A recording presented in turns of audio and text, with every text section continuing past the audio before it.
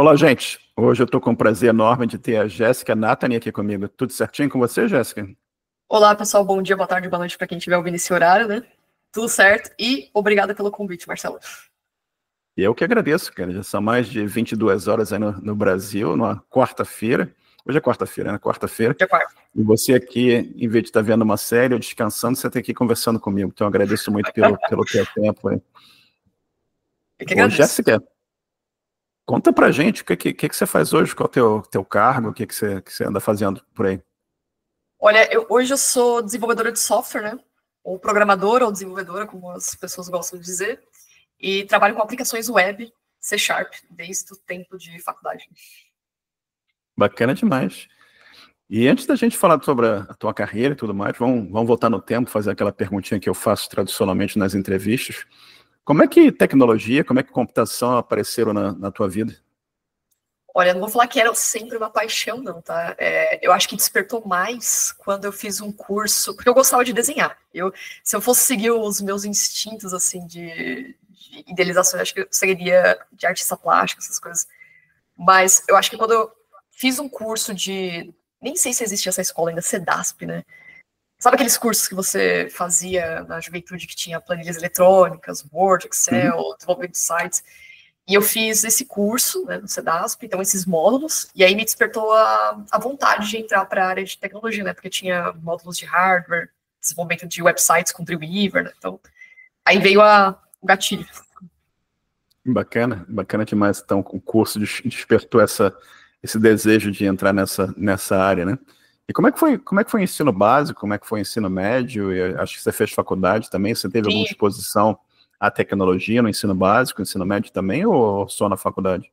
Olha, no ensino básico não, porque eu fiz ensino básico, né, e o médio pela escola pública, né, então era poucos recursos, a gente sabe que não tem tanto incentivo, e na época não tinha aulas de informática, até tinha na escola, só que os computadores não eram tão bons, estavam quebrados, então acho que só foi pro laboratório uma, duas vezes, então não tinha aquele incentivo, né. E aí, quando eu fiz, não lembro o ano, acho que 2008, eu tinha prestado o Enem para fazer para prestar o Enem. Acho que eu não passei na primeira, mas depois eu tentei novamente, acho que 2009, 2010, aí eu prestei o Enem e depois o ProUni. E aí eu consegui uma 50% de bolsa na Faculdades Integradas Campos Sales. É uma faculdade conhecida, mas ela é aqui de São Paulo, né? Então, faculdade, escola particular. Não era o que eu queria na época, porque eu queria entrar na São Judas, né, para fazer ciência da computação. Então, a bolsa que eu consegui foi sistema de formação, e isso que me ajudou a engrenar na carreira. Legal, bacana demais, cara. E como é que foi a experiência da faculdade? Como é que foi estudar o sistema de informação que você estudou, né? Sim, foi legal. A gente teve matérias assim, não é tão puxado como outras faculdades, né, tudo. Só que eu lembro muito dos professores dar ideia pra gente que a gente estava se formando para ser gestores, né, analistas de sistemas na época tinha, né. Então, e eu tava com aquela ansiedade, aquela vontade de querer escrever código, embora eu não sabia muito bem como funcionavam as coisas por baixo dos panos. E acho que foi até legal. A gente era muito focado em a parte de análise e desenvolvimento de sistemas, né, na questão de entender conceitos, requisitos, tinha matérias de estrutura de dados, bancos de dados, né? Então, foi até a questão de programar, de aprender lógica de programação no caderno, né? Legal. Fazendo prova no caderno, fazendo prova em folha de papel maço.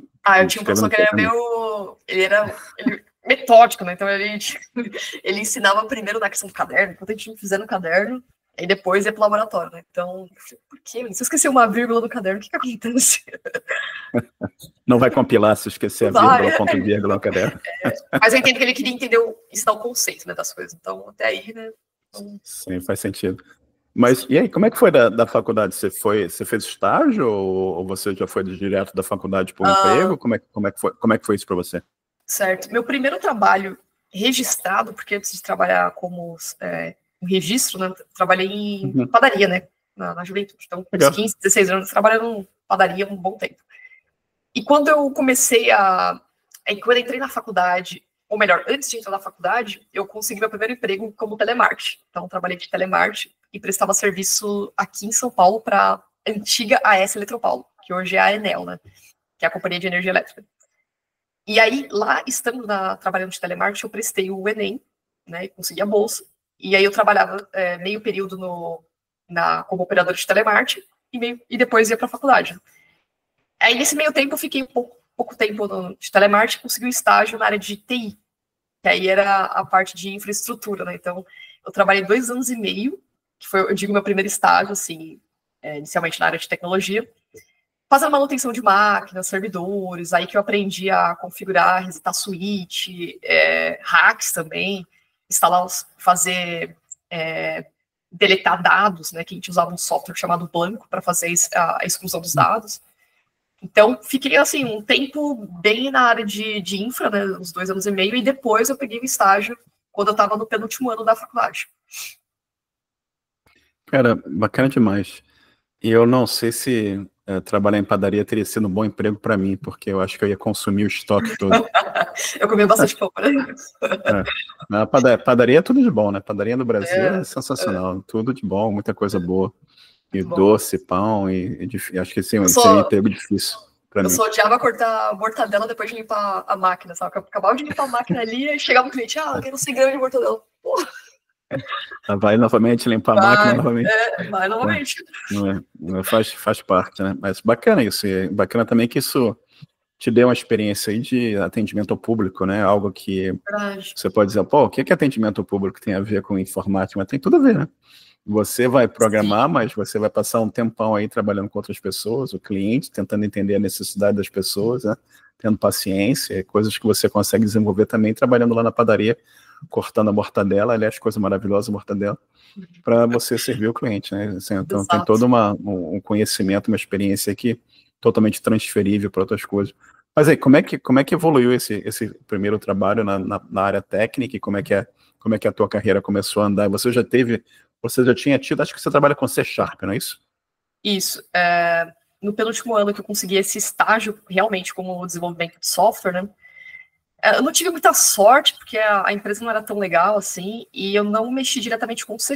Eu lembro que eu mexi um pouco com PHP e umas coisinhas de estagiário que a gente fazia, as coisas de banco. Aí, quando eu saí dessa empresa, desse estágio, fui para uma outra, no último ano de faculdade, que eu peguei só um ano de estágio transferido de outra empresa, aí sim, lá eu comecei a aprender mesmo, pôr em prática os conhecimentos que eu aprendi na faculdade com o C#, a linguagem. E lembro que eu tive que fazer, na época, como estagiária também, eu fazia deploy de aplicações do legado que era em VB, né? Que era com Plus, que tinha que fazer compilar as DLLs, registrar no servidor, então a gente fazia tudo isso aí também. Legal, cara. E como é que foi essa experiência nessa época, esse aprendizado nessa empresa aí? E o que você tirou daí? Você começou a fazer os seus primeiros programas e sistemas em C#? Foi isso que rolou? Isso. Na verdade, eles estavam pegando um sistema eles tinham um produto que era um CRM, do legado do VB, e que muitas vezes eu fazia o deploy dessa aplicação, né? Registrava as DLLs do Plus para o servidor. Só que eu fazia mais trabalho de infra e pouco de desenvolvimento, porque como eu fui contratada como estagiária, eles viram meu perfil nessa questão de ter trabalhado com infraestrutura, então eu tinha que entrar em contato com outras empresas terceiras para poder fazer negócio de rede, configuração também, servidores, então eu ficava mais nessa parte. E quando sobrava um tempo, eu desenvolvia no novo sistema que era o .NET, que na época acho que era, nem lembro qual era a versão do .NET, mas eu usava o Visual Studio 10, então não lembro qual era o C# na época. E aí eu desenvolvia umas telinhas lá, fazia um crudezinho, sabe? Bacana demais. E aí a padaria já era uma vaga lembrança, né? Uma vaga lembrança. Porque você pega, assim, eu acho que, não sei se foi através da padaria que me deu essa facilidade de comunicar com pessoas, de conversar, né? Acho que vem do meu pai também, que ele conhecia, o cara conhecia todo mundo da rua, né? Conversava com todo mundo, então eu acho que fui pegando um pouco disso aí, e na padaria já deu ajudou também nesse ponto, né? De você conversar com a pessoa, dá uma pingada, aí você conversa e vai falando. Mas acho que juntou uma coisa com a outra também, né? E você continuou nessa mais trabalhando com infra, ou você foi indo mais para a parte de desenvolvimento? Como é que ficou isso para você? Então, em 2017, que eu estava nessa empresa que estava que fazia os dois. Aí eu fui para uma outra empresa e trabalhei já como meu primeiro trabalho como desenvolvedora júnior. Então, prestava um serviço com o produto da Honda, tudo, era um sistema bem simples. E essa empresa, tinha outros clientes. Não chega a ser uma consultoria, mas tinha outros clientes que ela atendia, então a gente acabava mexendo nesses projetinhos. Então, tudo C# também. Até aí, só C#, SQL, aquelas coisas que a gente está acostumado. Mas já era um emprego e não mais estágio, correto? Isso, já era emprego. Já era CLT mesmo. E você olhando para trás, olhando essa época do teu começo, né, e você olha aí os dias de hoje, como é que você vê a evolução? Você já tem 12 anos de experiência como trabalhando com back-end, desenvolvimento de software na área, né? Como é que você vê o que mudou nesse período? Como é que evoluiu esse trabalho de desenvolvedor de software? E principalmente, como é que você vê que evoluiu esse ecossistema do C#, dessa plataforma toda aqui que você usa para criar aplicações? Acho que você trabalha com C# até hoje, correto? Isso. Mas de vez em quando a gente acaba mexendo com outras ferramentas, sei lá, um teste automatizado com Python. Eu só não sou boa com front-end, então confesso que eu não tenho tanta experiência. Mas assim, o que eu vejo que mudou são os papéis. Eu acho que os papéis das áreas, né, mudaram. Porque antigamente desenvolvedores não tinham tanto contato com pessoas, assim, pelo menos até quando a parte de estágio que eu trabalhei e tudo, eu percebi que a gente executava, entregava.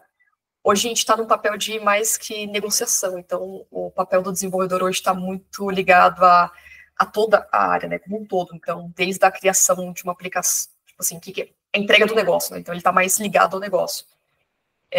Precisa saber o que é importante para os stakeholders, o que é importante ser entregue. E, além disso, desenvolver, entregar, colocar em produção a sua feature, que seja, acompanhar a publicação, né? Então, fazer o monitoramento da aplicação. Então, eu acho que o que mudou, além dos papéis, é que hoje o programador, a programadora tem mais responsabilidades, né? Tem mais... E eu acho que a tendência é ainda aumentar cada vez mais.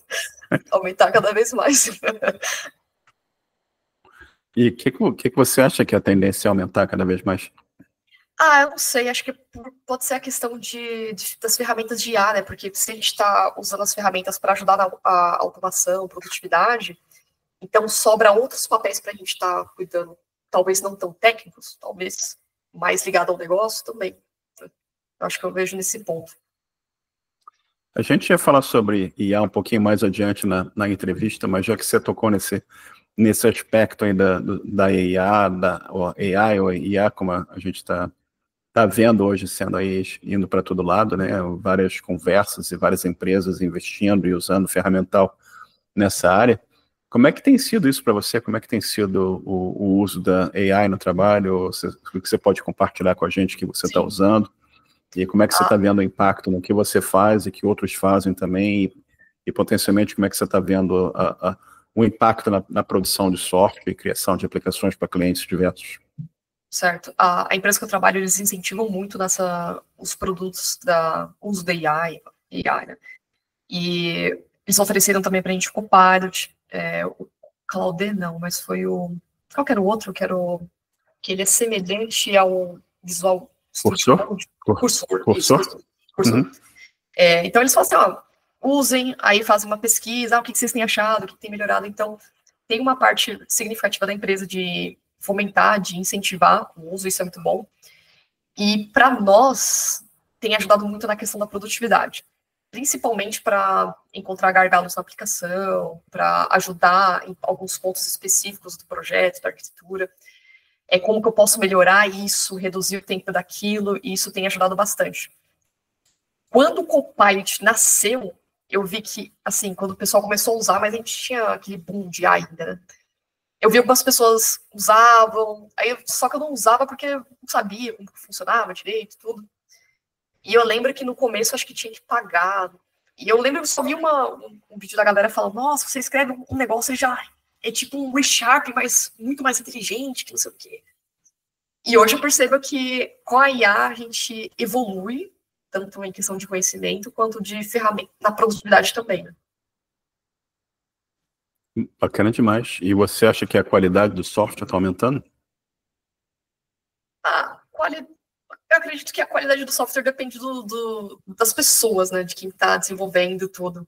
Eu acho que tem ajudado bastante nessa questão da automação de testes, tudo, mas a gente não pode delegar 100% das tarefas para a IA, né? Então, uma coisa ou outra, você questionar, você debater com ela, como se fosse outro desenvolvedor, questionar com outros também a questão de pequenos detalhes, ou ajudar a encontrar coisas que você não está enxergando a olho nu, ela pode ajudar, mas a qualidade do código vai depender muito dos desenvolvedores, né?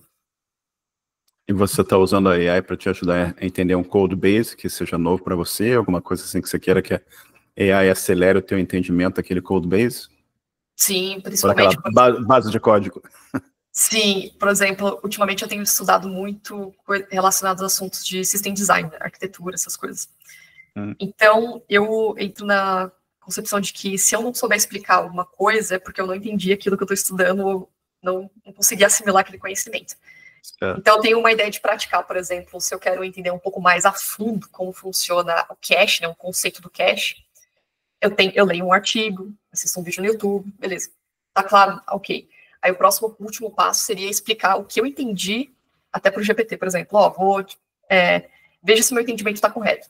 É assim, assim, assim, assim, e aí ele dá alguns pontos, ele fala assim, tá quase lá. Então, se ele tá quase lá, é porque não tá legal ainda para mim. Então, eu procuro usar dessa forma, né? Tipo, de tentar explicar o meu conhecimento como se fosse para uma outra pessoa, ou até escrever no artigo também, alguma coisa, mas a usar as ferramentas de inteligência artificial nesse ponto, né? Eu acho... Eu já vi tanta transformação, tanta ferramenta em quase 40 anos de TI, né? Mas eu acho absurdamente sensacional essas ferramentas esses GPTs e tantos outros clientes ou chats que você pode usar aí de Gemini e tudo mais, que é como você ter alguém que entende de um monte de assuntos diferentes e você pode basicamente aprender o que você quiser, entendeu? Quero aprender Rust. Você pode falar pro ChatGPT ou para sei lá qual cliente que você quer usar, ou Claude, me monta aí um projeto, um plano de estudo, e ele te apresenta um plano de estudo para você tentar aprender aquela linguagem, aprender, que seja lá qual for a tecnologia, né? Eu quero aprender Kubernetes, me explica o que eu tenho que fazer, entendeu? E monta aquele plano de estudo para você atacar aquele problema. Isso é um absurdo, né? Isso é sensacional E eu estava conversando com um entrevistado outro dia, que ele trabalha com pesquisa, ele falou para mim que ele tem usado muito para, sei lá, você tem que ler um artigo enorme, né? E demora para você ler um artigo enorme, e você pode virar para AI e perguntar assim, olha, faz um sumário aqui, explica para mim quais são os principais pontos. Tipo um TLDR, né? Too Long Didn't Read. E a AI te explica e sumariza aquele artigo, e te ajuda a entender o artigo mais rapidamente do que você entenderia, né? Isso é incrível. Eu acho que quando eu comecei, eu brinco com as pessoas que era tudo mato, né? Você tinha uma dificuldade enorme de acesso à informação. Você ter livros em inglês era uma fortuna, a revista era basicamente tudo em inglês, tinha uma ou duas, talvez, revistas em português, e hoje é um universo de informação, até cria uma certa dificuldade para quem está começando, mas acho que a AI está aí, exato, não só para reter, mas para a pessoa tentar entender qual o caminho que eu sigo, para que lado que eu vou. Eu vou aprender Python, eu vou aprender Java, eu vou aprender PHP, que caminho que eu vou, o que eu aprendo, quanto tempo que eu chego lá, como é que eu sei que eu posso me candidatar ao emprego? Várias perguntas que as pessoas têm, né? Eu acho que a AI pode te auxiliar também montar esse plano de evolução pessoal, né? Te auxiliar a aprender várias coisas aí que vão abrir portas para você. E é bacana ouvir como você está usando a AI para no teu dia a dia, no trabalho já. Acho que todo mundo que eu conheço está usando de alguma forma, né? E acho que é importante. Eu não sei a sua opinião, eu pessoalmente não acredito que vá substituir todo mundo no futuro próximo, como todos pregam, entendeu? Acho que existe bastante necessidade ainda de não só desenvolvedores, mas como outras pessoas dessa área de TI em geral, né? Mas acho que não substitui. Mas falando um pouco mais sobre estudar e tal, eu vi que você tem o hábito de criar, tipo, todo mês você tem um projeto que você cria, ou regularmente você cria um projeto e você aprender coisas novas. E conta um pouquinho pra gente sobre esse teu processo de criar projetos e conta alguma coisa que você tenha feito recentemente que te empolgou. Sim. Eu não diria todo mês, porque é, é muita coisa, mas assim, Regularmente. Regularmente. Isso é a explicação por que meu site ainda tá reformulado, né? Porque eu tô refatorando o site do café, né? E separar o back do front, e já era para ter entregado, né? Então, é a explicação. Olha, eu tava falando com uma amiga hoje sobre isso, né? Como que eu gosto de estudar. E uma das formas é, tipo, se eu tô estudando algum assunto, alguma coisa, ler um artigo, ver algum vídeo, beleza, tá, agora vamos pôr na prática. E criar uma POC para colocar aquele conhecimento em prática, para ver como funciona. Recentemente eu participei da RIA Backend, não sei se vocês ouviram, foi um sucesso, né? O Zan aqui, ele organizou, cara, uma competição muito legal, e eles criaram todas umas regras para seguir uma aplicação, para simular um banco central que você... E isso é uma das formas que eu gosto de assimilar um conhecimento, praticar a programação, porque querendo ou não, você acaba saindo um pouco da sua zona de conforto e pega um problema, não é um problema tão simples, mas é um problema que pode ser um problema de qualquer empresa também, e acaba aplicando aquilo na prática, né? Então tem que desenvolver uma fila, trabalhar com circuit break, né? Coisa que talvez você esteja habituado, e isso é bem legal. Então, quando tem algumas coisas assim de competição, da rinha, se eu tô com tempo, faço, eu tento fazer. E eu vou criando outros projetos paralelos, assim, pequenininhos, coisas curtas para testar. Como um projeto que eu fiz de automação para pegar os dados do café, subir o banco de dados, tudo com Shell Script. E o último que eu tô fazendo é a API das minhas séries favoritas, né? Tipo, uma coisa besta, tipo, que traga a resposta, um post, cria. Aí já criei o The Office, agora tô criando do Breaking Bad. Então, a ideia pode ser bem simples, mas por quê?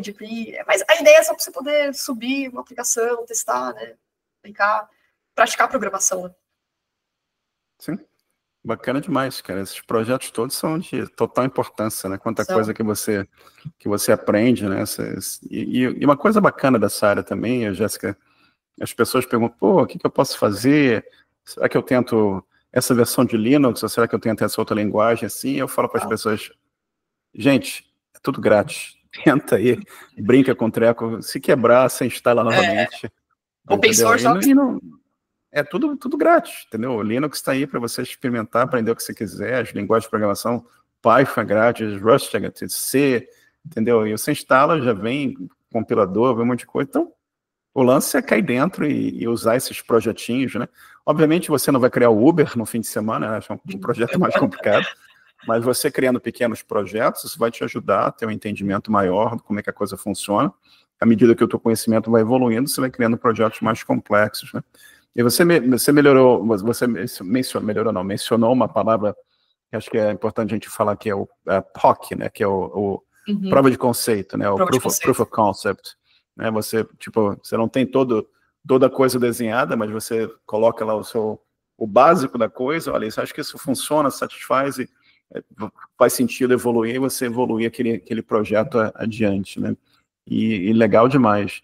Ô, Jéssica, você faz pouca coisa, né? Você trabalha, você faz podcast, você escreve livro, você participa de rinha, você tem pouca coisa, e 10 horas da noite você está conversando com um maluco do Canadá aqui sobre podcast, né? É pouca coisa que você está falando e fazendo.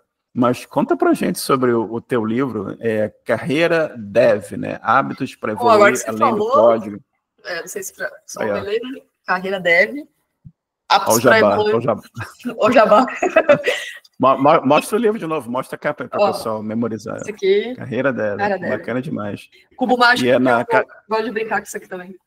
É da Casa do Código. É na Casa do Código, perfeito. Casa do Código. E o pessoal já pode comprar o livro aí, mas conta um pouco, como é que foi a experiência de você criar um livro, né? Com tudo que você faz, o tempo limitado que certamente você tem.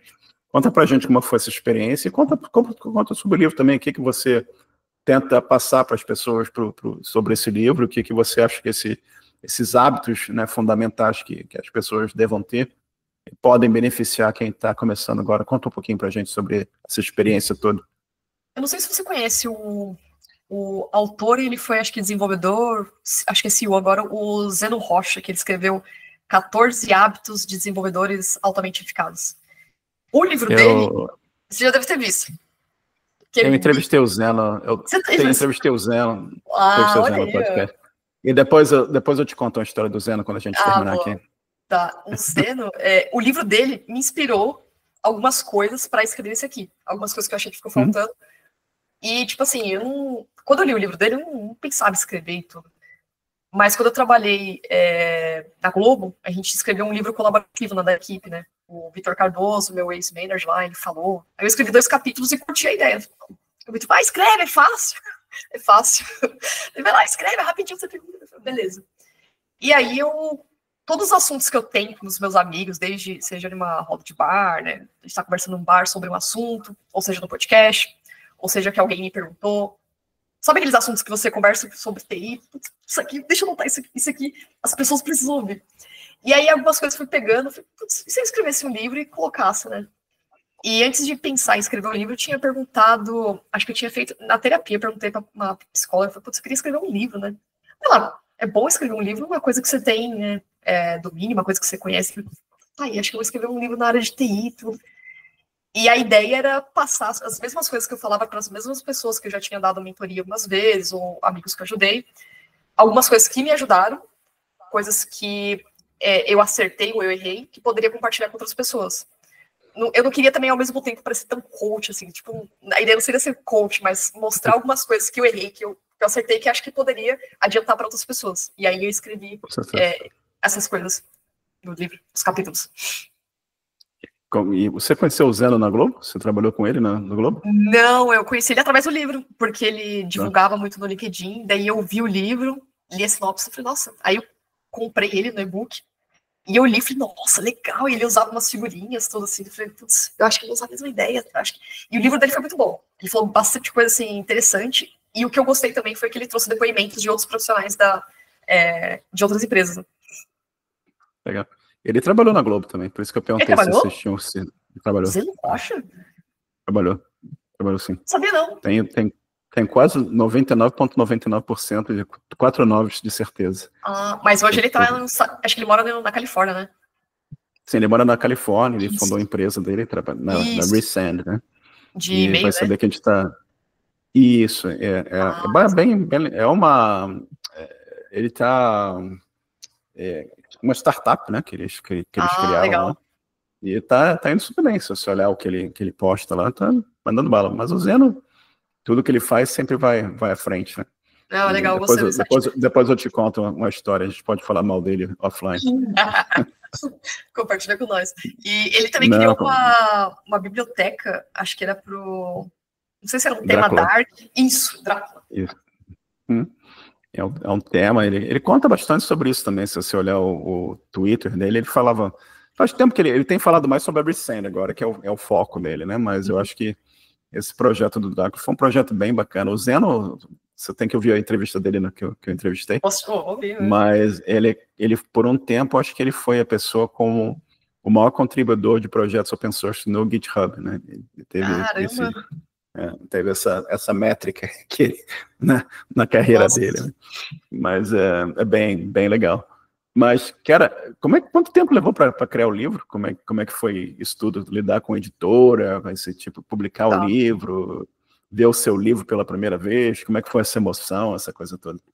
Eu acho que levou mais tempo do que eu imaginei, porque eu fiz umas pausas, tudo. Chegou uns 2 anos e meio, mais ou menos. Acho que deu vou falar 2 anos, acho que não deu 2 anos e meio, uns 2 anos. E quando eu entrei, assim, eu decidi escrever o livro, nem sabia nem lembrava da Casa do Código que eu ia publicar lá, que poderia ter essa possibilidade. Eu simplesmente escrevi um documento Word, alguns capítulos que eu queria. Antes disso, eu tinha escrito no Notion, separei os capítulos. Seria legal falar disso, beleza, separei. E aí, no Word, eu comecei a escrever. Foi escrevendo, tava tudo errado, escrevendo. E, ao mesmo tempo, eu fazia as figurinhas, né, porque eu coloquei uns ícones, né, eu tô falando sobre comunicação, aí cada capítulo coloca uma imagem. Então, fazia a imagem no Canva, colocava no livro e tal. E aí, eu conversei com um amigo meu, Lucas Santos, né, que ele é também desenvolvedor. Ele falou, por que você publica na Casa do Código? Eu falei, como funciona? Daí eu entrei no site deles lá e tem que responder umas perguntinhas, né, falando assim, como você vai divulgar o livro, qual que é a ideia, você tem livro de referência. E aí eu respondi as perguntas e mandei o arquivo do DocX. Né? Aí a Vivian me respondeu e falou assim, ó, a gente aceita publicar tudo, funciona assim, assim, assado. E eu achei o processo de publicação deles fantástico, porque é muito digital, muito rápido. Então, basicamente, eles criam um projeto no GitHub, e esse projeto é no Markdown, e conforme eu vou escrevendo os capítulos, né, quando chega na parte de revisão, ela vai revisando, manda por request não, faz um commit, eu baixo a alteração dela, vai ter uns comentários lá, ó, tira isso aqui não faz sentido, troca isso aqui, e vai corrigindo. Então, era tudo por meio do GitHub, fazer os commits, tudo, se for ver lá. E isso eu achei fantástico, tipo, rápido, essa interação dinâmica. Bacana, né? Bacana demais, Ken. E como é que foi a emoção de ver o seu livro publicado? Falei, caramba, consegui. Porque normalmente quando eu coloco uma coisa na cabeça, eu vou fazer, e eu coloco muita energia nisso, eu consigo, e a gratificação quando a gente se recebe é muito grande. Né? Tipo, você fica até surpreso. Nossa, eu escrevi. E no começo, quando eu recebi, bem antes de receber o livro, saiu a divulgação, eu ficava com vergonha de publicar, né? Eu ficava meio assim de, não sei se eu publico, me marcavam, tipo, não respondia tanto, sabe? E aí depois começou a cair a ficha, não. Aí os meus amigos falavam, não, isso aqui é trabalho, isso aqui é méritos teus, tem que divulgar mesmo, todo mundo escreve o livro. E aí eu comecei a soltar mais e divulgar mais. Bacana demais, cara. E como você falou, né, é uma realização muito importante, né? Você colocou uma meta na sua vida, você passou 2 anos da sua vida trabalhando nesse projeto, e o projeto foi executado com sucesso, né? Você fez o deployment, não foi numa sexta-feira, e liberou o livro para o consumo e já está ajudando pessoas, né? Como é que você vê esses hábitos para quem está começando agora? Como é que você vê que esses hábitos podem beneficiar quem está começando agora? Eu falo de vários hábitos, desde a criação de projetos, ou contribuição com a comunidade técnica, que me ajudou muito quando no meu estágio, que eu conheci a plataforma Meetup, conheci as comunidades aí que eu queria fazer tudo, desde dessa parte até a parte de aprofundar na comunicação, que eu acho que hoje desenvolvedores não só codificam, mas precisa ter a habilidade de se comunicar bem, seja para processo seletivo, seja para convencer sobre alguma ideia do projeto, convencer o PO, alguma coisa, até hábitos também de parar um pouco, pensar, você não precisa ser produtivo 100% do seu tempo, tá tudo bem, né? Ninguém precisa ser produtivo. Se você também não quer estudar, não quer continuar se evoluindo, tá tudo bem também, então vai do propósito de cada um, mas que você tenha esse equilíbrio de vida, entre vida profissional e vida pessoal, fazer algum hobby, para você não ficar, entrar em algum burnout, né? Porque da maioria das pessoas que eu conversei, também tem a questão do burnout, que eu até esqueci, acho que eu coloquei aqui também. E todo mundo passou por isso, e parece que todo mundo vai passar. Então, ter esse equilíbrio, sabe? Então, desde ajudas de como evitar certas armadilhas, até manter o equilíbrio da vida profissional e pessoal. Total. E, cara, você tá constantemente estudando, né? Você está constantemente fazendo algum projeto para você aprender alguma coisa. E você falou algo extremamente importante aqui, que são os meetups, né? E uma coisa que eu falo para as pessoas perguntam assim, pô, como é que eu vou conseguir meu primeiro trabalho? Como é que eu vou conseguir meu emprego? E eu falo para as pessoas 2 coisas que acho que você mencionou aqui. Uma é se envolver com open source, né, que vamos supor que você sabe um pouquinho de Python, você sabe um pouquinho de JavaScript, ou sei lá, C#, qualquer linguagem de programação, procura se envolver, eu recomendo para as pessoas, se envolve num projeto open source, tenta contribuir com documentação, o que seja, à medida que o seu conhecimento aumenta, você vai tendo uma contribuição maior, né. E outra coisa que eu falo, vai em Meetup, vai encontrar com as pessoas na sua cidade ou na cidade vizinha. Mas não existe um Meetup na minha cidade. Eu falo, cria um. Cria um evento e convida de repente vai 2 pessoas, de repente vai 4, de repente vai 10, entendeu? E eu lembro no comecinho lá na década de 1980, você não era nascida ainda, eu usava uma coisa chamada BBS, que é o precursor da internet, né? Você tinha um computador, você tinha um modem, e você discava para o computador de alguém, e você se conectava com outras pessoas assim. E a gente tinha uma comunidade. Não chegava a ser um rádio amador, mas era um precursor, basicamente, da internet. E a gente tinha um evento mensal, no final da Praia do Leme, lá no Rio de Janeiro, se você conhece o Rio de Janeiro. à noite, a gente ia para a Praia do Leme, tinha 10 pessoas, às vezes tinha 20, às vezes tinha 30. E eu tenho amigos de quase 40 anos, desde aquela época daqueles encontros, entendeu? E eu me lembro do dia, na década de 90, quando a internet explodiu no Brasil. Eu fui em um evento, que já foi num clube lá que tinha no Rio de Janeiro, e tinha 200, 300 pessoas. A coisa já tinha crescido assim absurdamente. E o poder da comunidade. Exatamente, entendeu? Conta um pouquinho pra gente, como é que a comunidade, participar de meetup já te ajudaram, que eu tenho certeza que você já teve várias boas experiências aí, que essa participação, tanto em open source como em eventos de meetup, te trouxeram coisas positivas. Estou correto ou estou errado? Sim. Quando eu comecei a participar em 2017, não, 2017, 2016, eu acho que foi mais pela questão tipo do trabalho. Eu senti um pouquinho de pressão de ter que evoluir, mesmo sendo estagiária. Então acho que a comunidade foi meio que me abraçou, sabe? Porque eu cheguei em conhecer pessoas do mesmo nível que eu na comunidade, que tinham os mesmos problemas, então, né, todo mundo tinha. E quando eu frequentava os meetups, a sensação de que eu dava aquela autoconfiança, sabe? Então, mesmo para quem não é estagiário na época. E aí eu comecei pelo meetup, aplicativo, e aí tinha os grupos como Netcoders, na época tinha o PyLadies, Nerdzão. Aí começou a entrar o NodeBR, programaria, e eu começava a frequentar esses eventos, conhecia a galera, conheci muita gente através da comunidade, né? E já participei de Corujão, né? Que o pessoal virava a noite fazendo uma aplicação. Olha a ideia, a gente tem Corujão e participar de um meetup, né? Virar de sexta para sábado, para aprender alguma coisa. E isso ia pela resenha também, ia pela network. Mas foi muito bom, foi muito interessante. Já participei de Hackathon, ajudou bastante também. Hackathon da IBM. Foram 48 horas codificando, passando a noite, assim, então, uma loucura, né? E a comunidade, o poder, cara, é muito bom. As pessoas se ajudam, sabe? Eu acho que a área de tecnologia é uma área que as pessoas se ajudam. Então, você vê, sei lá, tem alguém precisando de emprego, todo mundo se une, não, vamos fazer tal coisa, uma ferramenta, uma aplicação. Conheci pessoas que casaram através da comunidade técnica, que se conheceram, tudo. Então, cada história, você vê, é o poder da comunidade, sabe? Então, eu acho que eu sempre incentivo as pessoas, hoje eu não estou frequentando tanto, mas eu sempre incentivo a criar de uma forma, fazer digitalmente, ou até contribuir open source, como você mesmo falou. E como eu falei aqui, você faz pouca coisa, né? Você trabalha, você estuda, você tem projetos pessoais, você participa disso, participa daquilo, e eventualmente, você falou assim, pô, eu vou criar um podcast. Né? Eu quero criar um podcast, eu quero falar, quero entrevistar pessoas, eu quero compartilhar conhecimento.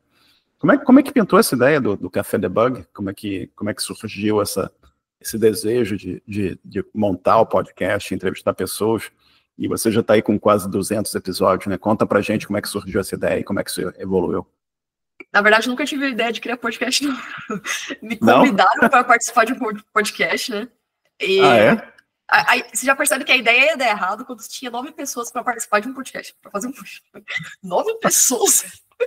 Então, beleza. Então tá, né? Aí a gente participou, aí era época de Facebook, né? Criaram um grupo no Facebook, não apareceu o primeiro episódio, que vão falar sobre Rush, 9 pessoas. E eu não sabia o que eu ia fazer. Simplesmente só tava lá e aí saiu o primeiro episódio, acho que só participou 2 pessoas. Eu ainda continuava sem fazer nada. E aí, beleza, foi legal. Aí eu entendi que ia ter mais episódios que ia participar. Só que nesse meio tempo parece que rolou uma treta lá entre 2 pessoas. E aí acabou a ideia. Não quero mais saber disso aqui. Aí me chamaram de canto. Falei assim, Jéssica, você quer continuar a fazer? Ó, eu, você, o fulano de tal, a gente faz ali. Tá bom, vamos lá. Não fiz nada mesmo, né? Então vamos ver pra onde vai isso aí. E aí, beleza, criaram. Aí vamos definir o nome. Não sei o quê, não sei o quê. Aí tava um pouco mais sério, porque aí já não eram 9 pessoas, era 4 pessoas. Então daria mais certo, 4. E aí a gente definiu, vamos colocar o nome debug, não sei o quê. Vamos Café Debug. Aí surgiu o Café Debug, beleza. Na época, eu era co-host, o Pablo, esqueci o sobrenome dele, Pablo, que hoje ele virou CEO de empresa e tudo, ele era o host. Então, nosso primeiro, eu corri atrás de uma entrevista, daí eu consegui falar com o Macorati. Não sei se você conhece o José Carlos Macorati. que é um cara, assim, que vem do tipo, é o pai do .NET, né? Então a galera conhece o curso, da Microsoft. E aí eu lembro que eu comprei um curso dele, que era CD, ele falou, Macorati, você quer participar de um podcast? Você não quer? Aí ele topou, eu falei, caramba, ele topou? Agora, e aí, quando surgiu esse primeiro episódio, foram outros. Só que esse mesmo grupo foi se desfazendo, tudo. E a galera, Jéssica, ó, pode sobrar pra você, ó. Toma que o filho é teu aí, se quiser. Aí eu continuei levando. Continuei levando até hoje. Se eu ganhei alguma coisa com isso? Não, né? A gente faz por fazer, né?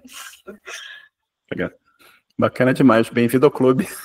Bem-vindo ao clube. É. O pessoal acha que eu sou rica ainda com o português. Gente, eu queria. Eu falo para as pessoas, sou rico e bonito, quer dizer, talvez não bonito, mas não exageremos. Mas, cara, é sensacional e bacana, é incrível não só... Eu pensei que você tinha sido a criadora original, né? E é incrível essa história. Ele foi se moldando a coisa foi... É o destino, Jéssica, é o destino, entendeu? E a coisa chegou para... Você pegou o caminhão aí, você enganou comigo e foi embora. Levou o caminhão à frente. Mas conta pra gente, já são tantos episódios, né? Eu já ouvi vários episódios aí, com tanto conhecimento bacana sendo compartilhado aí por você e pelos seus convidados. Tem um ou mais, assim, episódios que te marcaram mais, que você gostaria de mencionar sobre os episódios um pouco? Teve vários, mas, assim, eu acho que o episódio que marcou mais não foi nem pelo tema, mas foi pela pessoa que participou, que eu nem imaginaria que conversar, que é uma pessoa que eu tenho como referência da área técnica, né? Eu não sei se você conhece a Roberta Arcoverde. Você conhece? Sim, entrevistei ela. Então, quando eu a convidei pela primeira vez, e ela aceitou, eu falei, caramba, ela aceitou, junto com o Giovanni Basso, né? E eu fiquei mal feliz, porque, tipo, é uma mulher que eu tenho como referência, né? E o Hipsters Podcasts é um podcast que eu tenho como referência, que eu segui desde o início. Então eu escutava o Hipsters lá em 2017, quando o Paulo co-host lá, ele tava Isso, Paulo Silveira. Ele tava começando aquela... E aí acho que a Roberta não era co-host ainda. Ela era convidada do Stack Overflow, né? E aí eu gostava muito de ouvir os temas, os tópicos dela, falando como que era a arquitetura do Stack Overflow, tudo. E eu tenho muita reconhecimento dela, acho. Assim, eu acho uma ótima profissional, tudo. A maneira como que ela fala, explica as coisas. Então, quando eu gravei esse primeiro episódio com ela, achei bem... Deixa até o tiquinho lá. Sim, bacana demais. E ela é super, assim, engajada na comunidade, ajudar as pessoas. Mesma coisa, eu contactei ela, falei, Roberto, você quer entrevistar? Ela falou, claro, vou entrevistar sim. E se eu não me engano, a gente entrevistou também, assim, num dia de semana à noite, no Brasil, à tarde também, acho que estava tendo um jogo da seleção do Brasil, enquanto a gente estava entrevistando ela. Se você ouviu a entrevista, ela para um minuto, tem fogos aqui, tinha gol. E isso foi super, super bacana, conhecimento enorme, né? Ela tá no Google agora, saiu do Stack Overflow. E tá no Google. Isso, e bacana demais esse, cara. Mais algum outro episódio, assim, que marcou? Acho que foi tantos episódios, assim, né, que lembrar de cabeça um que marcou... não vou saber de cabeça, assim, eu acho que você...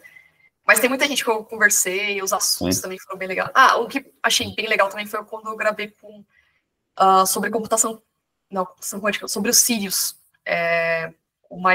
Um dos maiores aceleradores de partículas do mundo, né? Que, no caso, o maior acelerador de partículas do Brasil, que é o Sirius. E aí eu entrevistei o engenheiro que trabalhou nesse projeto durante anos, e eu falei, caramba, não conhecia. É sensacional. Uma das coisas que para mim é sempre um privilégio. Estou aqui entrevistando você, é um privilégio, né? Eu estou aprendendo com você. E é um privilégio para mim ouvir as pessoas e a quantidade de coisas que eu aprendo com a experiência e passando uma hora e pouco com essas pessoas todas. É incrível, absolutamente incrível, né? E pensando em pessoas assim, que estão ouvindo a gente e falam assim, pô, eu tô a fim de fazer alguma coisa tipo esses caras estão fazendo aí, a Jéssica criou esse podcast, o Marcelo tem o podcast lá dos programadores, a Jéssica toca um monte de projeto, a pessoa quer se expor, quer compartilhar conhecimento, mas, sei lá, tem um certo receio de se expor, ser mal recepcionado. O que você recomenda para essas pessoas? Eu recomendaria fácil. faça, independente de que... Eu lembro que eu escrevi um artigo, eu lembro até hoje, eu escrevi o primeiro, acho que o segundo artigo no iMasters, e eu levei um tempo para escrever esse artigo, eu falei sobre um conceito de web, tudo, e aí teve uma pessoa que comentou assim, mais do mesmo. Eu falei, porra, daí meu amigo falou assim, não, continua escrevendo, não para não. Eu falei, é verdade, eu continuo. Então, mas sempre vai ter uma pessoa ou outra que pode pôr para baixo, mas de qualquer forma faça. Se te faz bem, e você pode pensar em fazer algo que seja para você também, né? Tipo, quando você ensina, você aprende, né?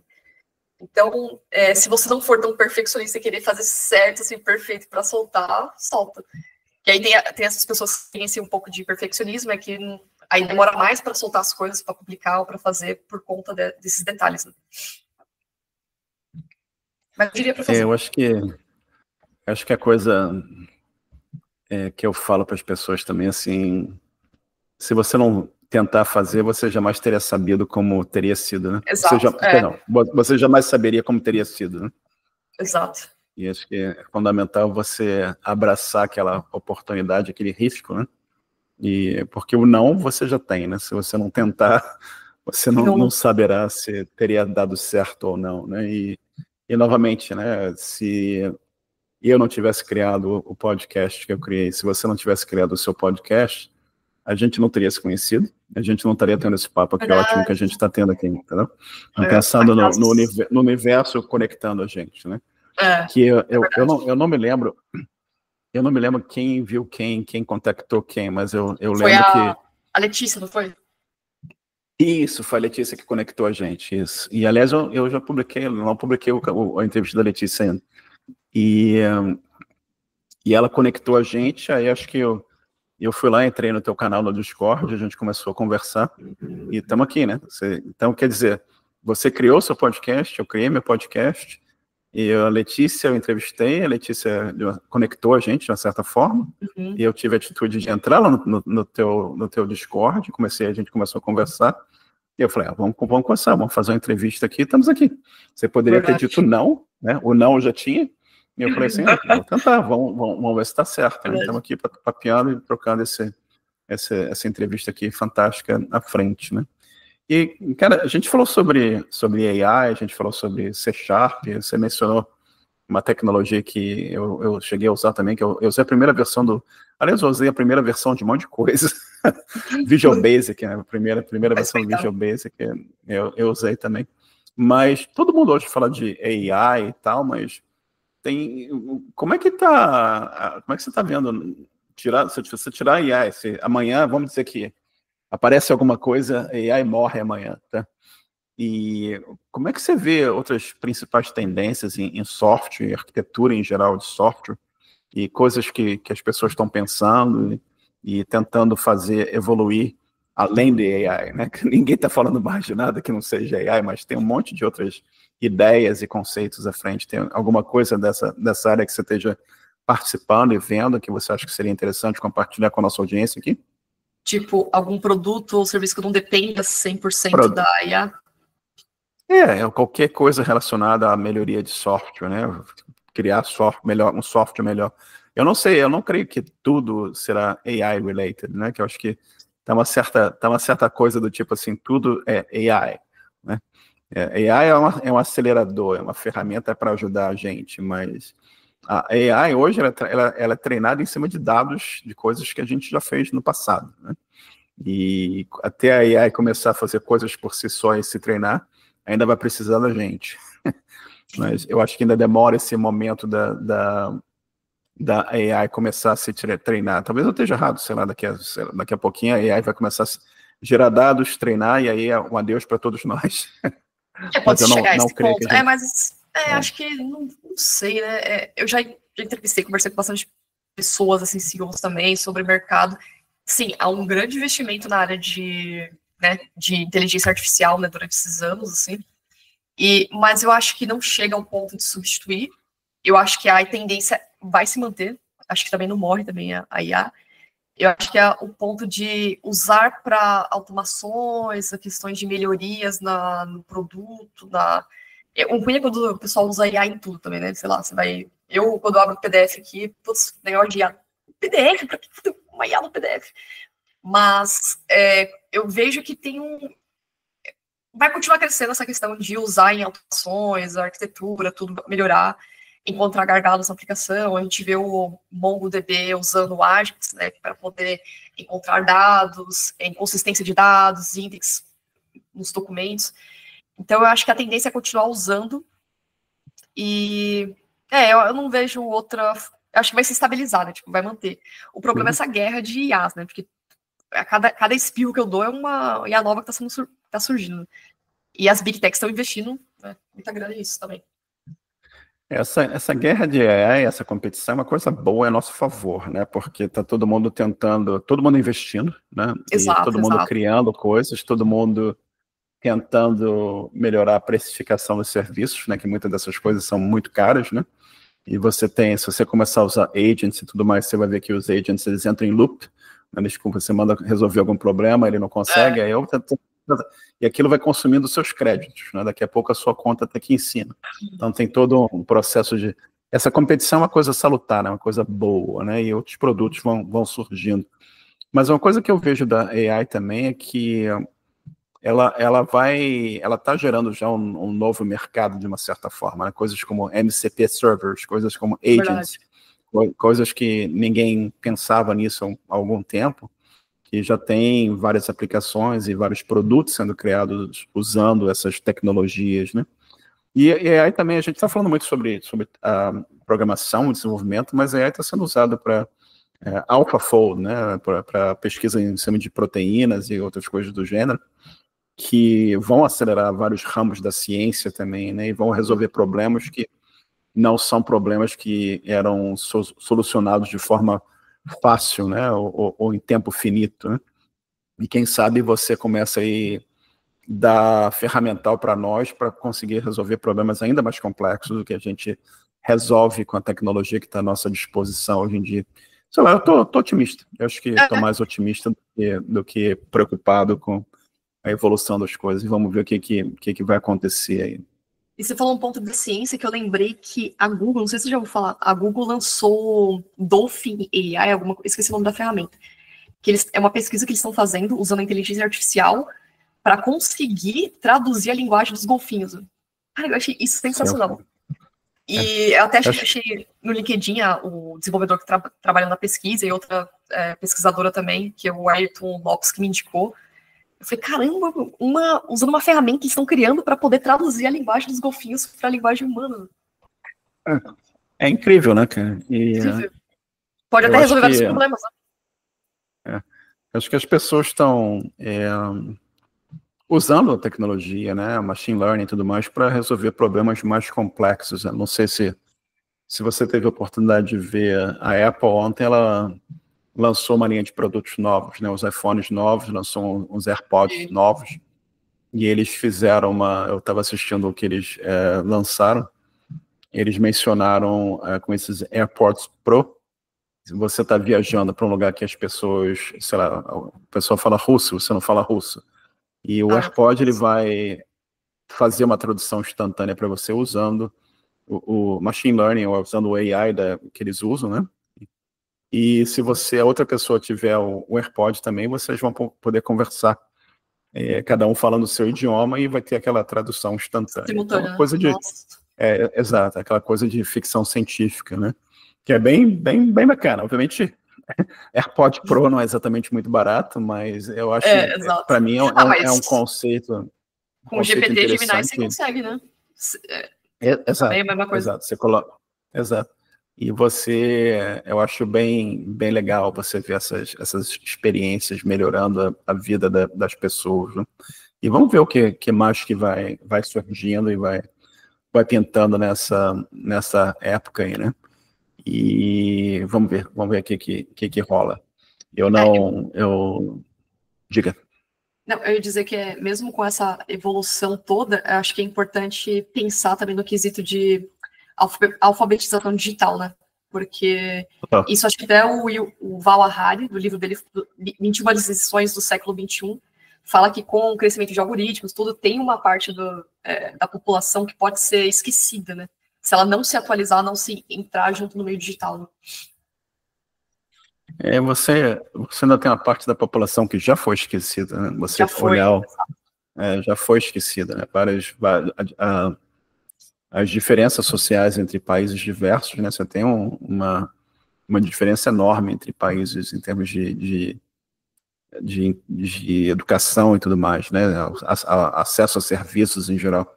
Exato. Então, você tendo acesso a IA e outros não tendo acesso, você aumenta essa divisão entre as classes, entre as pessoas, né? Realmente tem esse complicador aqui. E, cara, mas vamos ver como as coisas evoluem. Eu tô vendo tanta coisa interessante sendo feita. E eu espero que as coisas todas sejam usadas para melhorar cada vez mais a qualidade de vida das pessoas e não para piorar a qualidade de vida das pessoas, né?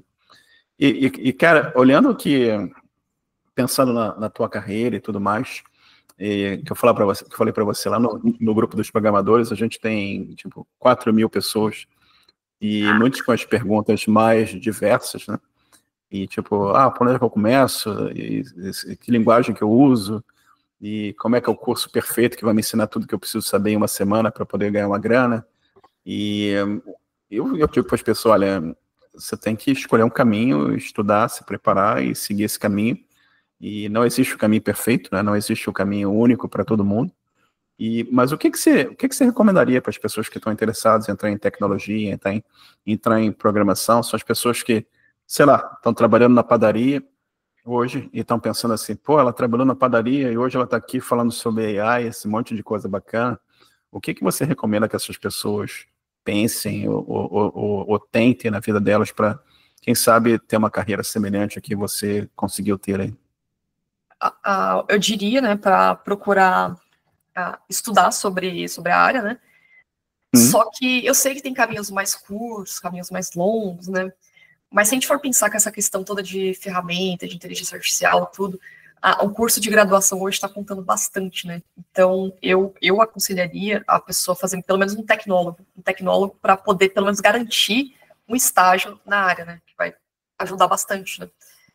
Pode ser que ela consiga por outros meios também, e eu diria para focar em uma coisa só, porque às vezes você está começando, você quer fazer tudo. Então, se você gosta de data science, foca só em coisas que está relacionada a data science. Não faz sentido você pegar alguma coisa de mobile para estudar e fazer, que só vai desviar seu foco. Filtrar o conteúdo principalmente o início das coisas, o início de tudo é primordial, né? Então, achar o que você gosta, uma linguagem que se sente confortável, e principalmente estudar o conceito por baixo dos panos, né? Como que as coisas funcionam por baixo dos panos. A gente percebe que, pelo menos na faculdade, a gente tem, claro que não vai ter o ensinamento do mercado, né? A gente começa a aprender como vai para o mercado, e tem cursos que a gente faz que acaba pulando algumas etapas, né? Então, é importante rever o conceito, dominar as coisas básicas, né? Que para qualquer iniciante precisa, seja uma lógica de programação, uma estrutura de dados, um banco de dados. Quando eu falo banco de dados, é uma sintaxe, é uma ideia, mas como funciona uma modelagem por baixo dos panos, né? O que são entidades, essas coisas. Principalmente isso, né? Entender os conceitos por baixo dos panos. E se conseguir fazer um tecnólogo, faça. Se não conseguir, se não tiver recursos, então dá para tentar outros cursos, outras coisas também, né? Acho que você falou algo assim, de extrema importância, que é fazer uma graduação, né? Ter uma faculdade, universidade. Eu acho que sempre foi importante, mas eu acho que me preocupa um pouco quando eu vejo alguns grupos, as pessoas falam, não precisa ter faculdade para ser programador ou para trabalhar na área de tech. Eu olho para trás na minha vida, eu cursei a universidade, eu fiz mestrado também, e eu vejo a importância que isso teve na minha vida, entendeu? Eu aprendi tudo lá? Claro que não, entendeu? Eu aprendi um monte de coisa na minha carreira, né, em outros cursos que eu fiz também, mas a faculdade me ensinou a disciplina, me ensinou a trabalhar com deadline, né, com metas e prazos e colaborar com outras pessoas, me trouxe conexões com outras pessoas que abriram caminhos para mim na minha vida. E foi fundamental também quando eu mudei de país, quando eu cheguei aqui, eu tinha o meu mestrado, aquilo me auxiliou na competição no mercado, entendeu? Eu acho que as pessoas precisam entender que você é um produto, queira você ou não queira, que você vai competir no mercado de trabalho, você está sendo comparado com outras pessoas, queira você ou não queira, E quanto melhor preparado você está, maior as suas chances de sucesso em conseguir um emprego e ter uma carreira que vai te trazer conforto e as coisas que você quer que a carreira te traga. Então, eu acredito totalmente em você estudar, né? Em você acrescentar conhecimento para você nunca foi ruim, né? E a faculdade te traz muito desse conhecimento. Bacana demais essa sua recomendação. O que você escutou talvez faria sentido na pandemia, quando a gente tinha um mercado não tão competitivo, que era aquela bolha não tinha estourado ainda. Agora que está mais competitivo e está mais rígido, com a inteligência artificial ainda, cara, eu acho que sem graduação fica mais difícil entrar. Pois é. Pode ter, mas eu optaria, né, indicaria um tecnólogo no mínimo. Acho que é sua importância também. E eu vejo aqui, eu não sei o que as pessoas querem, né? Eu sempre falo para as pessoas, pô, tenta trabalhar para o exterior e ter oportunidades que vão te trazer mais grana, um salário melhor também. E você competir no mercado, eu trabalho com pessoas aqui que falam 4 idiomas. Então, o nível de preparo é bastante grande, né? Você tem a competição no mercado, dependendo de onde você quer chegar, o teu preparo tem que ser maior no mercado em geral. Mas, enfim, espero que as pessoas só sigam. Contraponto. Eu já conheci pessoas que fizeram bootcamps e conseguiram entrar na área, né? Então, pode ser que tenha, mas tem a questão do peso também, né? Não que você não vá conseguir, você consegue, mas você vai ter que ralar um pouco mais, né? Total. E eu conheço pessoas que, aqui no Canadá mesmo, inclusive eu entrevistei ele, amigo meu, Paulo, e o Paulo trabalhava em banco, e o Paulo foi fazer um bootcamp, fez um curso, tem muitos anos isso, e ele terminou o bootcamp, ele conseguiu emprego e seguiu carreira. Foi a carreira dele por, sei lá, 20 e tantos anos na área de TI, então. Mas são casos raros, né? São pessoas também, são casos, não é coisa totalmente comum, né? Pelo menos do meu conhecimento, né? Mas, cara, a gente falou aqui sobre futuro, sobre AI, sobre tecnologia, evolução, aprendizado, tudo mais. Mas você, olhando para trás e vendo essas poucas coisas que você faz aí, lidar com criar livro, podcast, trabalhar e às vezes dormir, né? Olhando para trás, tem alguma coisa na tua vida que você mudaria se você tivesse a chance de mudar? Eu acho que se eu tivesse a chance, sei lá, de ter feito um intercâmbio focado, estudando mais línguas, quando eu tive recursos para pagar, eu acho que eu teria focado mais na língua. Para hoje não ser uma B1 no inglês, B2 no inglês, mas ser uma fluente, né? Ou até em outras línguas também, outros idiomas. Boa. É outra coisa bacana, né? Você sabe um idioma. Eu estava conversando com uma pessoa, foi ontem, anteontem, e eu falei, eu tive a sorte, o privilégio, né, de meus pais me colocarem para aprender inglês muito jovem, né? Então, às vezes eu paro para pensar que só de Canadá já são quase 30 anos, e se eu não falasse inglês, não tinha essa experiência, entendeu? Então, e eu particularmente 30 anos acho mais importante que uma certificação, se for o peso. É incrível, né? Imagina o impacto que isso teve na minha vida. O meu primeiro emprego no Brasil, eu fui entrevistado em inglês. Né? Caramba. Fui entrevistado em inglês. Eu falava inglês e passei. Comecei no meu primeiro emprego graças a eu saber inglês. Né? Então foi bem legal esse privilégio que eu tive também, que eu entendo que muitos não têm, né? Mas é algo que a gente tem que tentar ajudar as pessoas e prover forma das pessoas estudarem e aprenderem outros idiomas também, que isso vai abrir todo um horizonte diferente na vida da... Eu não sei, que eu estou muito tempo fora do Brasil, eu não sei o custo, né?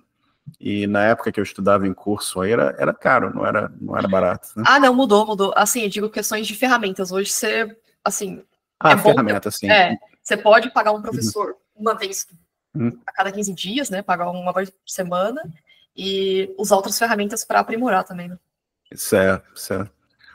Eu uso Duolingo, eu faço francês todo dia no Duolingo, né? Todo dia, um pouquinho. É bem legal a ferramenta, bem bacana. E você aprende bastante. Sim, J'ai comme papa un peu de français.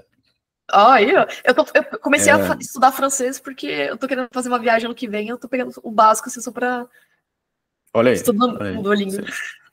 Vai ser bom. Você tem que falar assim, de croissant avec fromage, s'il vous plaît.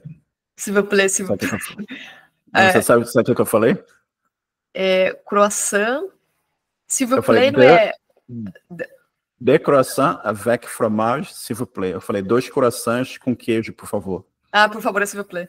Eu só peguei o a revoar, bonjour, c'est va. Eu falo que essa frase que eu falei aqui é a frase de emergência para você não passar fome na França. Ah, tá bom. Vou focar nela. Vai comer croissant com queijo a sua viagem toda. Vou focar nela porque o pessoal não fala tanto inglês, não gosta de falar tanto inglês de cara, né? Então é melhor já me preparar no francês. Pelo menos o básico. Jéssica, além do teu livro, você tem outros livros, música, sei lá, jogos, qualquer coisa que você goste, que você gostaria de recomendar? Sei lá, guia sobre a França, não sei. qualquer coisa que você queira recomendar. Livros, deixa eu ver. Filmes É que tem muitos filmes que eu gosto, né? Não só de ficção científica, mas de aqueles filmes que dão plot twist, né? Livros também. Eu tô lendo um livro muito bom aqui, às vezes no meu tempo de Pomodoro, que é do Oriel Lee, não sei como fala isso aqui, mas é arquitetura de software distribuída, né? Parte difícil. Isso, ele usa uns trade-offs aqui, uns casos, assim, bem legais, como exemplo. Eu indicaria esses livros, assim, sobre arquitetura, e também indicaria outros livros que não sejam tão técnicos. Eu indicaria as pessoas lerem livros técnicos da área e livros não técnicos, né? Um livro que, sei lá, que instiga a sua... Como que é? Eu esqueci a palavra, tinha falado hoje no meu podcast. O seu pensamento crítico. Livros que te instigam o seu pensamento crítico, né? Que vai um pouco do seu... que você pensa, do que você gosta, para poder, sei lá, seja uma literatura, algo que você instigue mais, né? Pra sair da zona de conforto. No geral, acho que a gente queria isso. Tem um específico no momento, assim. Você falou de ficção científica, eu te falei que eu sou fã de ficção científica. Você está assistindo algum seriado? Tá vendo algum livro, alguma coisa? Ficção, não tô assistindo. Eu não curto muito série, eu assisto mais filmes. Então, de vez em quando, eu vou pegar uns filmes antigos para ler. E aí, a questão do inglês que você falou, da inteligência artificial, eu costumo treinar a minha conversação com o GPT, né? E aí teve um dia que eu tive que explicar para ele sobre o filme A Origem. A Origem não é a Origem, é o Interestelar. E como que eu vou explicar para ele as palavras sobre entrar no buraco negro e ficar... E aí eu lembrei muito desse filme, eu gostei pra caramba, e tentei explicar isso para ele, né? Então, ele entendeu o conceito, mas foi um dos filmes que eu achei muito, muito top. Esse, A Origem, do Christopher Nolan, né?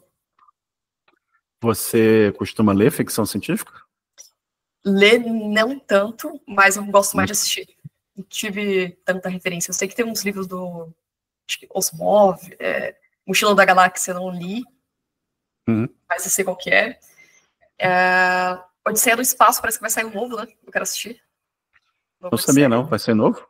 Parece que vai sair novo com o Steve... não sei se é com o Christopher Nolan ou com o Steven Spielberg. Eu não sei, esse é um dos dois. Mas parece que tá pra sair um novo, né? Um remake, não sei. Gosto de filmes assim, é bem legal, né? O último foi em 2010, né? Quer dizer, foi muito. Foi antes de 2010, mas o tema era 2010, né? Vai ser interessante, não sabia que vai sair, não. Eu assisto muita série. Eu tô assistindo umas séries da Apple, da Foundation, que eu sempre falo, que é sensacional, baseado no livro do Isaac Asimov. Esse cara que tava Isaac Asimov é fantástico, essa trilogia do Foundation é sensacional. Sei que você falou que você não gosta de série, mas se você quiser tentar, recomendo fortemente. Tem muita coisa boa, muita coisa boa.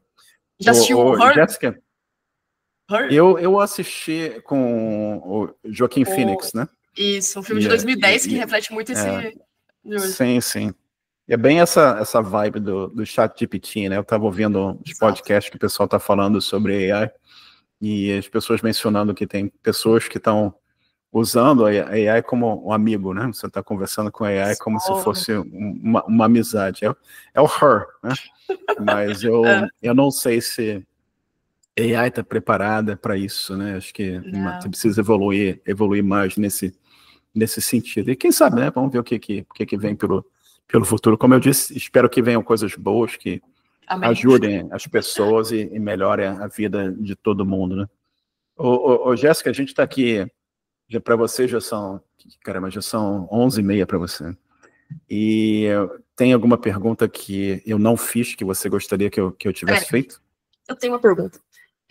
Acho que você não me perguntou sobre o que eu gosto de fazer quando eu não estou na frente do computador. Boa. A gente assume que desenvolvedor não faz nada que não seja na frente do computador. É que eu sou uma nerd diferente.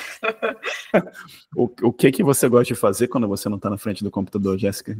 Eu sou fissurada em esportes radicais. Então, tudo que eu gosto de fazer. Detalhe, né? Quando eu faço algum hobby, algum esporte eu falo que eu não tenho um esporte fixo, eu sempre vou passando por um. Já pratiquei já fui a época da Jéssica da escalada, a época da Jéssica da bike tá indo, da natação, agora tá indo no mergulho. Então eu gosto de, tem uma amiga minha que fala até brincando, nossa, você é viciada em viver, né? E eu falei, putz, é verdade. Então eu gosto de fazer essas coisas um pouco de adrenalina, fora da computador. Fantástico, sensacional. E você está fazendo qual esporte agora? O que você está praticando mais recentemente? Mergulho.